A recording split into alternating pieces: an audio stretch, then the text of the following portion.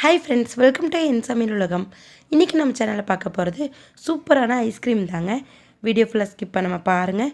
உங்களுக்கு பிடிச்சிருந்துச்சுன்னா லைக் பண்ணுங்கள். நம்ம சேனல் நீங்கள் என்ன சப்ஸ்கிரைப் பண்ணாமல் பார்த்துருந்தீங்கன்னா சப்ஸ்கிரைப் பண்ணிவிட்டு பக்கத்துக்கு பெல் ஐக்கானே கிளிக் பண்ணிக்கிங்க. இப்போ வாங்க வீடியோக்குள்ளே போகலாம். இந்த அடிக்கிற வெயிலுக்கு தர்பூசணி பழத்தை வச்சு அடுப்பே இல்லாமல் சூப்பராக ஐஸ்கிரீம் ரெடி பண்ணலாங்க. அதுக்கு ஃபஸ்ட்டு இந்த மாதிரி தர்பூசணி பழத்தில் இருக்கிற விதை எல்லாத்தையும் எடுத்துகிட்டு சின்ன சின்ன பீஸாக கட் பண்ணி ஒரு பாக்ஸில் போட்டுக்குங்க. இது அப்படியே ஃப்ரீசரில் வைக்கணுங்க. ஒரு அரை மணி நேரம் இல்லைனா 1 மணி நேரம் வச்சு எடுக்கணும். ஃப்ரிட்ஜில் இல்லைங்க, ஃப்ரீசரில் வைக்கணும். கொஞ்சம் செட் ஆகணுங்க. ஒரு மணி நேரம் விட்டுருங்க ஃப்ரீசரில் வச்சு. அதுக்கப்புறமா இந்த மாதிரி மிக்ஸி ஜாரில் சேர்த்திட்டு இது கூட பால் ஆடை சேர்த்துணுங்க. பாலாடை இல்லை அப்படின்னா நீங்கள் ஸ்கிப் பண்ணிக்கலாம். பால் சேர்த்த வேண்டாம்.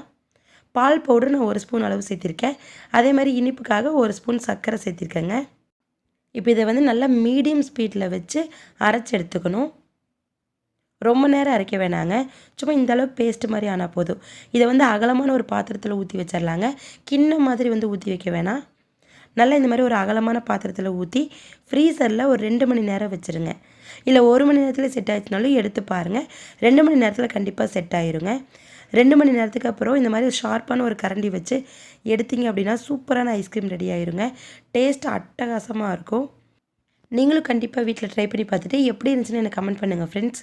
இந்த வீடியோ உங்களுக்கு பிடிச்சிருந்துச்சுன்னா லைக் ஷேர் பண்ணிவிட்டு நம்ம சேனலை சப்ஸ்கிரைப் பண்ணிக்கிங்க. தேங்க்யூ.